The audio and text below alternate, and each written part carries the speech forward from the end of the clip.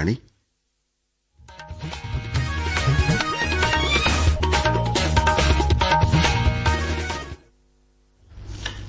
നമസ്കാരം. പ്രാദേശിക വാർത്തകൾ വായിക്കുന്നത് അനിൽ ചന്ദ്രൻ. പ്രധാന വാർത്തകൾ.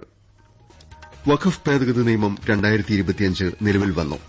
സാമൂഹ്യനീതി ഉറപ്പാക്കുന്നതിൽ നിർണായക ചുവടുവയ്പാണ് പാർലമെന്റ് വഖഫ് ബിൽ പാസാക്കിയ നടപടിയെന്ന് പ്രധാനമന്ത്രി നരേന്ദ്രമോദി. റിസർവ് ബാങ്ക് പുതിയ സാമ്പത്തിക നയം ഇന്ന് പ്രഖ്യാപിക്കും.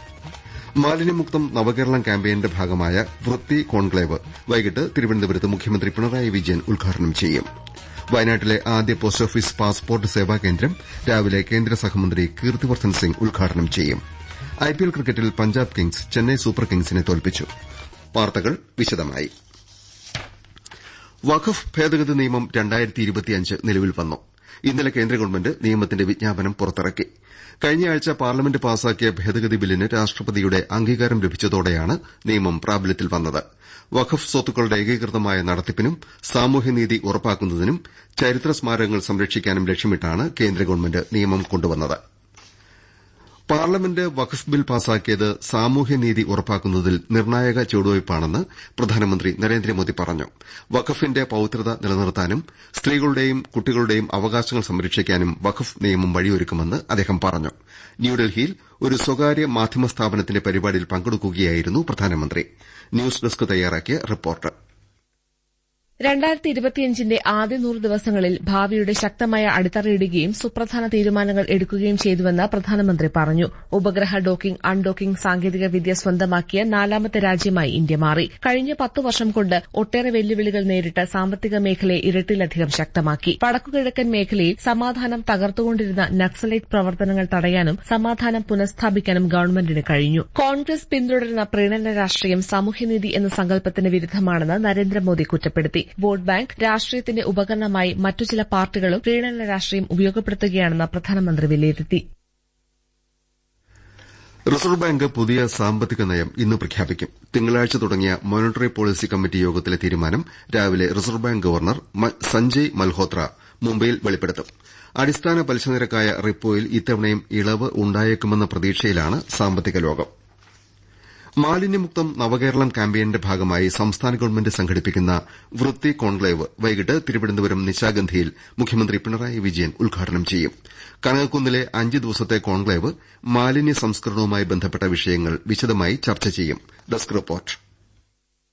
7 മേഖലകളിൽ 60 സെഷനുകളിലായി 200ഓളം വിദഗ്ധർ വൃത്തി കോൺക്ലേവിൽ ആശയങ്ങൾ പങ്കുവയ്ക്കും. സംസ്ഥാനത്തെ എല്ലാ തദ്ദേശ സ്ഥാപനങ്ങളിലെയും ജനപ്രതിനിധികളും ഉദ്യോഗസ്ഥരും പരിപാടിയിൽ സംബന്ധിക്കും. ശനിയാഴ്ച വൈകിട്ട് സമാപന സമ്മേളനം ഗവർണർ രാജേന്ദ്ര വിശ്വനാഥ് ആർലേക്കർ ഉദ്ഘാടനം ചെയ്യും. വൃത്തി കോൺക്ലേവിന്റെ ഭാഗമായി നടത്തിയ വൃത്തി റീൽസ് മത്സരത്തിന്റെ വിജയികളെ പ്രഖ്യാപിച്ചു. കോഴിക്കോട്ടെ ബ്രാൻഡ് ആന്റ് പ്രൊഡക്ഷൻസ് നൽകിയ പ്രാക്ടീസ് എന്ന റീൽസിനാണ് 1ാം സമ്മാനം. തിരുവനന്തപുരം ചെമ്പഴന്തി സ്വദേശി ഉമേഷിന്റെ റീൽസിന് 2ാം സമ്മാനവും തൃശൂർ കലൂർ സ്വദേശി അശ്വതിയുടെ റീൽസിന് 3ാം സമ്മാനവും ലഭിച്ചു.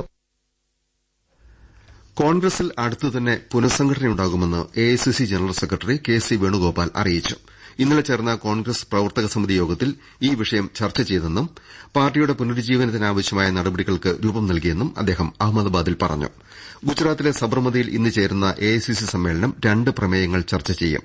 ദേശീയ രാഷ്ട്രീയത്തിലെ പ്രധാന പ്രശ്നങ്ങളും ഗുജറാത്തിലെ രാഷ്ട്രീയ സാഹചര്യവുമാണ് പ്രമേയങ്ങളായി അവതരിപ്പിക്കുന്നത്.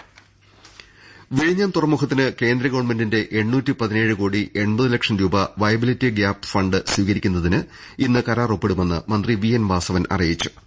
കേന്ദ്ര ഗവൺമെന്റ് അദാനി വിഴിഞ്ഞം port private limited, bank consortium എന്നിവയുമായി ത്രികക്ഷി കരാറാണ് ആദ്യത്തേത്. തുറമുഖ വരുമാനത്തിന്റെ 20% കേന്ദ്ര ഗവൺമെന്റുമായി പങ്കിടുന്നതുമായി ബന്ധപ്പെട്ടാണ് രണ്ടാമത്തെ കരാർ. ഇതിൽ ചീഫ് സെക്രട്ടറി ശാരദാ മുരളീധരൻ ഒപ്പിടും. ഈ അധ്യയന വർഷത്തെ സൌജന്യ യൂണിഫോം വിതരണത്തിന്റെ സംസ്ഥാനതല ഉദ്ഘാടനം ഇന്ന് തിരുവനന്തപുരത്ത് നടത്തും. കഴക്കൂട്ടം ഗവൺമെന്റ് ഹയർ സെക്കൻഡറി സ്കൂളിൽ മന്ത്രി പി രാജീവ് കൈത്തറി യൂണിഫോം വിതരണം ഉദ്ഘാടനം ചെയ്യും.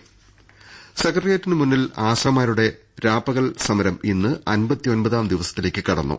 അനിശ്ചിതകാല നിരാഹാര സമരം 21ാം ദിവസത്തിലേക്കും പ്രവേശിച്ചു. പ്രാദേശിക വാർത്തകളാണ് കേൾക്കുന്നത്. വയനാട്ടിലെ ആദ്യ പോസ്റ്റ് ഓഫീസ് പാസ്പോർട്ട് സേവാ കേന്ദ്രം രാവിലെ കേന്ദ്ര സഹമന്ത്രി കീർത്തിവർദ്ധൻ സിംഗ് ഉദ്ഘാടനം ചെയ്യും. കേന്ദ്ര സഹമന്ത്രി ജോർജ് കുര്യൻ, മന്ത്രി ഒ.ആർ. കേളു, വയനാട് എംപി പ്രിയങ്ക ഗാന്ധി തുടങ്ങിയവർ ഉദ്ഘാടന ചടങ്ങിൽ പങ്കെടുക്കും. ന്യൂസ് ഡെസ്കിൽ നിന്ന് കൂടുതൽ വിവരങ്ങൾ. കൽപ്പറ്റ ഹെഡ് പോസ്റ്റ് ഓഫീസിൽ പ്രവർത്തനം ആരംഭിക്കുന്ന പാസ്പോർട്ട് സേവാ കേന്ദ്രം തുടക്കത്തിൽ ഓരോ ദിവസവും 50 അപേക്ഷകർക്ക് സേവനം ലഭ്യമാക്കും. പൂർണ്ണമായി പ്രവർത്തനക്ഷമമാകുമ്പോൾ 120 അപേക്ഷകൾ വരെ കൈകാര്യം ചെയ്യാൻ ഓഫീസിന് കഴിയും. കോഴിക്കോട്ടെ റീജിയണൽ പാസ്പോർട്ട് ഓഫീസിന്റെ കീഴിലാണ് കൽപ്പറ്റ കേന്ദ്രത്തിന്റെ പ്രവർത്തനം. പാസ്പോർട്ടിനും അനുബന്ധ സേവനങ്ങൾക്കുമായി അയൽ ജില്ലകളിലേക്ക് പോകേണ്ടി വന്ന വയനാട് ജില്ലക്കാർക്ക് പുതിയ കേന്ദ്രം എളുപ്പത്തിൽ സേവനം ലഭ്യമാക്കും. ടൂറിസം രംഗത്ത് ലോകരാജ്യങ്ങളുമായാണ് കേരളം മത്സരിക്കുന്നതെന്നും സാധ്യമാകുന്ന പുതിയ ആശയങ്ങളെല്ലാം നടപ്പിലാക്കാൻ ഗവൺമെന്റ് ശ്രമിക്കുമെന്നും മന്ത്രി പി എ മുഹമ്മദ് റിയാസ് പറഞ്ഞു. പൊന്മുടിയിൽ പുതുതായി നിർമ്മിച്ച ഗവൺമെന്റ് അതിഥി മന്ദിരം ഉദ്ഘാടനം ചെയ്യുകയായിരുന്നു മന്ത്രി. ശുചിത്വ സാഗരം സുന്ദരതീരം പദ്ധതിയുടെ രണ്ടാം ഘട്ടത്തിന്റെ ഭാഗമായി മറ്റന്നാൾ സംസ്ഥാനത്തെ 590 കിലോമീറ്റർ തീരപ്രദേശത്ത് ഏകദിന ജനകീയ പ്ലാസ്റ്റിക് നിർമ്മാർജ്ജന യജ്ഞം സംഘടിപ്പിക്കുമെന്ന് മന്ത്രി സജി ചെറിയാൻ ആലപ്പുഴയിൽ പറഞ്ഞു. രാവിലെ 8 മുതൽ 11 വരെ സംഘടിപ്പിക്കുന്ന പ്ലാസ്റ്റിക് നിർമ്മാർജ്ജന യജ്ഞത്തിൽ 12,000 സന്നദ്ധ പ്രവർത്തകരും പൊതുജനങ്ങളും ഉദ്യോഗസ്ഥരും പങ്കെടുക്കും. സംസ്ഥാനതല ശുചീകരണം മറ്റന്നാൾ രാവിലെ തിരുവനന്തപുരം ശംഖുമുഖം ബീച്ചിൽ മന്ത്രി എം പി രാജേഷ് ഉദ്ഘാടനം ചെയ്യും. കേന്ദ്രമന്ത്രി സർബാനന്ദ സോനോവാൾ കൊച്ചി വാട്ടർ മെട്രോയുടെ ഹൈക്കോർട്ട് ടെർമിനലിൽ നിന്ന് ഫോർട്ട് കൊച്ചി വൈപ്പിൻ റൂട്ടുകളിൽ ഏതാണ്ട് ഒരു മണിക്കൂറോളം ഇന്നലെ യാത്ര നടത്തി. രാജ്യത്തിന്റെ മറ്റ് ഭാഗങ്ങളിലും വാട്ടർ മെട്രോ നടപ്പാക്കുന്നതിനെക്കുറിച്ച് അദ്ദേഹം മെട്രോ മാനേജിംഗ് ഡയറക്ടർ ലോക്നാഥ് ബെഹ്റയുമായി ചർച്ച നടത്തി. വാട്ടർ മെട്രോയിൽ ഇതുവരെ 40 ലക്ഷത്തിലേറെ പേർ യാത്ര ചെയ്തതായി കൊച്ചി വാട്ടർ മെട്രോ അറിയിച്ചു. 5 റൂട്ടുകളിൽ 19 ബോട്ടുകളാണ് വാട്ടർ മെട്രോയിൽ സർവീസ് നടത്തുന്നത്. ഐപിഎൽ ട്വന്റി ക്രിക്കറ്റിൽ പഞ്ചാബ് കിങ്സ് ചെന്നൈ സൂപ്പർ കിങ്സിനെ തോൽപ്പിച്ചു. ചണ്ഡിഗഡിൽ 18 റൺസിനാണ് പഞ്ചാബിന്റെ വിജയം. കൊൽക്കത്തയിൽ മറ്റൊരു മത്സരത്തിൽ Lucknow super Giants Kolkata night റൈഡേഴ്സിനെ 4 റൺസിനും പരാജയപ്പെടുത്തി. ഇന്ന് ഗുജറാത്ത് ടൈറ്റൻസ് രാജസ്ഥാൻ റോയൽസിനെ നേരിടും. അഹമ്മദാബാദിൽ വൈകിട്ട് 7:30ക്കാണ് മത്സരം. ചൈനയിൽ ബാഡ്മിന്റൺ ഏഷ്യ ചാമ്പ്യൻഷിപ്പ് മിക്സഡ് ഡബിൾസിൽ ഇന്ത്യയുടെ ധ്രുവ് കപിലയും തനിഷ ക്രിസ്റ്റോയും പ്രീ ക്വാർട്ടറിൽ കടന്നു. ഇന്ത്യയുടെ തന്നെ ആഷിഷ് സൂര്യയും അമൃത പ്രമുദേഷും പ്രീ ക്വാർട്ടറിൽ പ്രവേശിച്ചിട്ടുണ്ട്. ഇന്ന് പി വി സിന്ധുവും ലക്ഷ്യസെന്നും മത്സരിക്കും. കൊച്ചി വെല്ലിംഗ്ടൺ ഐലൻഡിൽ ആരംഭിച്ച അഖിലേന്ത്യാ major ports volleyball beach volleyball championship Cochin port authority chairman Kashi Viswanathan ഉദ്ഘാടനം ചെയ്തു. കൊച്ചിക്ക് പുറമെ 8 തുറമുഖ ടീമുകളും ചാമ്പ്യൻഷിപ്പിൽ പങ്കെടുക്കുന്നുണ്ട്. കെഎസ്ആർടിസിയെ ഇല്ലാതാക്കി പൊതുഗതാഗതം സ്വകാര്യ മേഖലയ്ക്ക് തീരെഴുതാൻ അനുവദിക്കില്ലെന്ന് ബിഎംഎസ് ദേശീയ സെക്രട്ടറി വി രാധാകൃഷ്ണൻ പറഞ്ഞു. കെഎസ്ടി എംപ്ലോയീസ് സംഘിന്റെ കോഴിക്കോട് ജില്ലാ കൺവെൻഷൻ ഉദ്ഘാടനം ചെയ്യുകയായിരുന്നു അദ്ദേഹം. നിലമ്പൂർ നിയമസഭാ ഉപതെരഞ്ഞെടുപ്പിന് മുന്നോടിയായി കരട് വോട്ടർ പട്ടിക പ്രസിദ്ധീകരിച്ചു. 2,28,512 പേർ പട്ടികയിലുണ്ട്. ഇതിൽ 1,11,692 പേർ പുരുഷന്മാരും 1,16,813 പേർ സ്ത്രീകളുമാണ്. 7 ട്രാൻസ്ജെൻഡർ വോട്ടർമാരും കരട് പട്ടികയിലുണ്ട്. അന്തിമ വോട്ടർ പട്ടിക മെയ് 5-ന് പ്രസിദ്ധീകരിക്കും. കോഴിക്കോട്ട് സിഎസ്ഐ മലബാർ മഹാ ഇടവക ത്രിദിന കൺവെൻഷൻ ഇന്ന് സമാപിക്കും. രാവിലെ വാർഷിക സ്തോത്ര ആരാധനയോടെ കൺവെൻഷൻ സമാപിക്കും. സിഎസ്ഐ വെല്ലൂർ മഹാ ഇടവക ബിഷപ്പ് മുഖ്യ സന്ദേശം നൽകും. വിദേശ പാഴ്സലിൽ 50 LSD ബ്ലോട്ടുകൾ എത്തിച്ച ഡച്ച് പൌരൻ ഉൾപ്പെടെ 3 പേരെ കൊച്ചിയിൽ നാർക്കോട്ടിക്സ് കൺട്രോൾ ബ്യൂറോ അറസ്റ്റ് ചെയ്തു.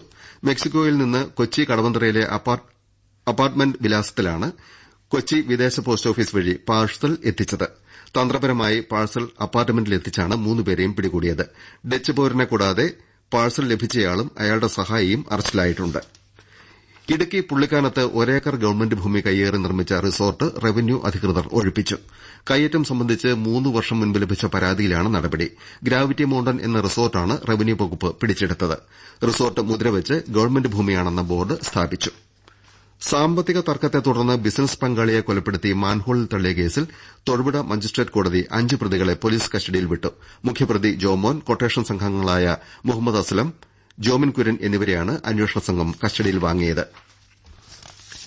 ഓൺലൈൻ ട്രേഡിംഗിന്റെ മറവിൽ ജോലി വാഗ്ദാനം ചെയ്ത് ലക്ഷങ്ങൾ തട്ടി വിദേശത്തേക്ക് കടന്ന പ്രതിയെ നല്ലളം പോലീസ് പിടികൂടി.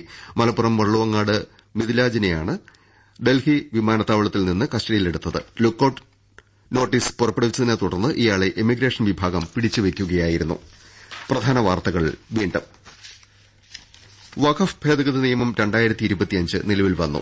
സാമൂഹ്യനീതി ഉറപ്പാക്കുന്നതിൽ നിർണായക ചുവടുവയ്പാണ് പാർലമെന്റ് വഖഫ് ബിൽ പാസാക്കിയ നടപടിയെന്ന് പ്രധാനമന്ത്രി നരേന്ദ്രമോദി. റിസർവ് ബാങ്ക് പുതിയ സാമ്പത്തിക നയം ഇന്ന് പ്രഖ്യാപിക്കും. മാലിന്യമുക്തം നവകേരളം ക്യാമ്പയിന്റെ ഭാഗമായ വൃത്തി കോൺക്ലേവ് വൈകിട്ട് തിരുവനന്തപുരത്ത് മുഖ്യമന്ത്രി പിണറായി വിജയൻ ഉദ്ഘാടനം ചെയ്യും. വയനാട്ടിലെ ആദ്യ പോസ്റ്റ് ഓഫീസ് പാസ്പോർട്ട് സേവാ കേന്ദ്രം രാവിലെ കേന്ദ്ര സഹമന്ത്രി കീർത്തിവർദ്ധൻ സിംഗ് ഉദ്ഘാടനം ചെയ്യും. ഐപിഎൽ ക്രിക്കറ്റിൽ പഞ്ചാബ് കിങ്സ് ചെന്നൈ സൂപ്പർ കിങ്സിനെ തോൽപ്പിച്ചു.